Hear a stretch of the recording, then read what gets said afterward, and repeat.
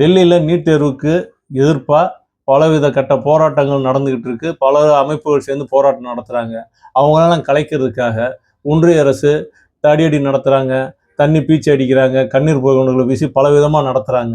ஆனால் இவங்களுக்கு ஆதரவாக எதிர்க்கட்சி தலைவர் ராகுல் காந்தி அவர்கள் போய் அந்த கூட்டத்தில் கலந்துக்கிட்டு அவரும் போராட்டத்தில் ஈடுபட்டு குண்டு கட்டாக தூக்கி கைது பண்ணி கொண்டு போனாங்க.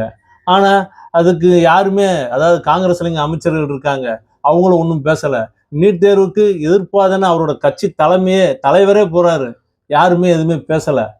அதே மாதிரி இங்கே தமிழகத்தில் பல இடத்துல மாணவ அமைப்புகள்லாம் சேர்ந்து போராட்டம் பண்ணுறாங்க, ஆர்ப்பாட்டம் பண்ணுறாங்க நீட் தேர்வுக்கு எதிர்ப்பா. இவங்களுக்கு நமக்கு நீட் தேர்வுக்கு எதிர்ப்பானவங்க இன்னைக்கு திமுக மாணவரணி அமைப்பு ஒரு ஆதரவு கொடுக்குறன்னு ஒரு இடத்துக்கு போயிருக்காங்க. இப்போ காங்கிரஸ் கட்சி காங்கிரஸ் தலைவர் ராகுல் காந்தி அவர்களே போராட்டத்தில் கலந்து கைதாயிருக்காரு. இங்கே காங்கிரஸ் தலைவர் மதிப்புக்குரிய மாணிக்கம் தாகூர் என்ன செய்கிறாரு, எந்த ஒரு ஆர்ப்பாட்டத்துக்கோ எந்த ஒரு இதுக்கோ போய் அவர் குரல் கொடுக்கலையே. ஏன் அவங்க தலைவரே போறாரு, இவங்க ஏன் போல?